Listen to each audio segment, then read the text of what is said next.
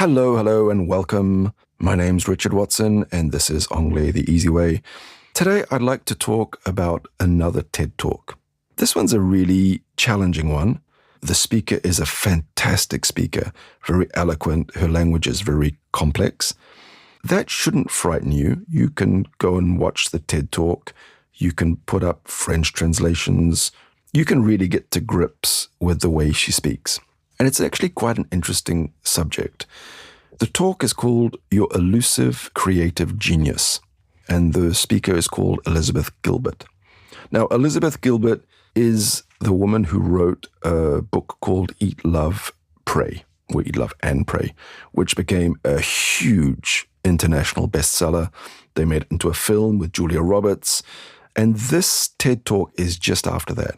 And she starts it by saying she's had this amazing, freakish, crazy success with her book, and she knows her next book will be a disappointment because everything just happened for her last one. And she talks about how difficult it is to face that reality as a creative person, an artist, a writer. So that's the subject of her talk, Your Elusive Creative Genius.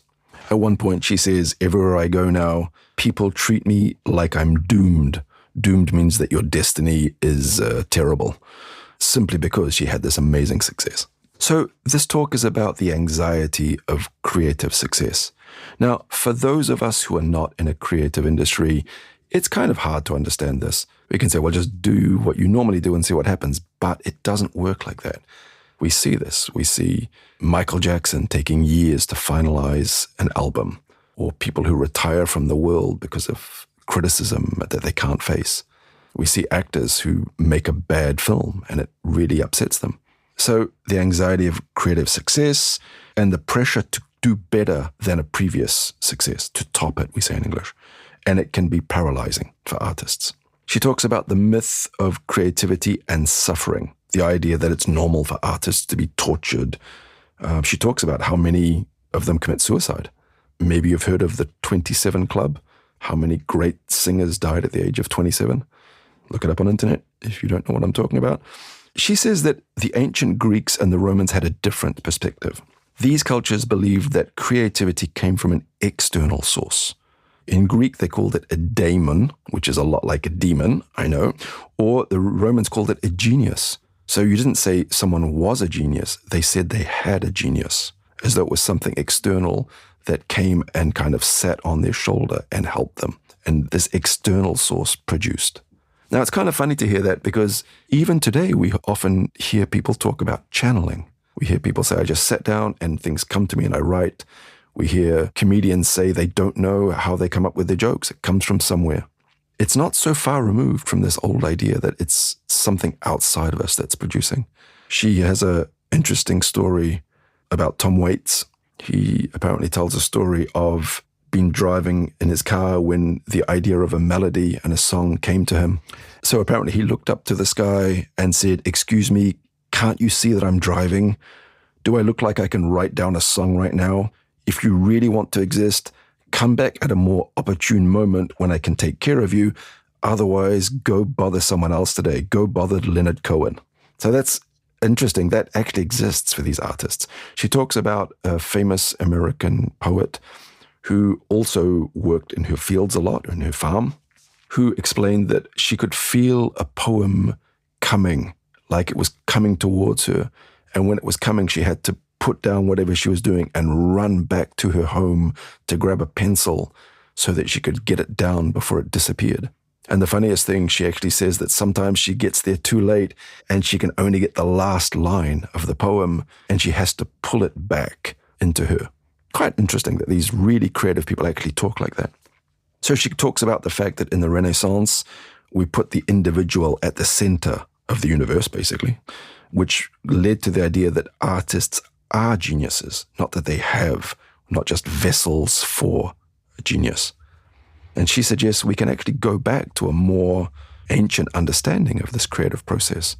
And she basically says her job is to go and sit down for 8 hours in front of her typewriter or a computer and just wait for things to happen. So she talks about the fact that you can say that it's not your fault if you can't create.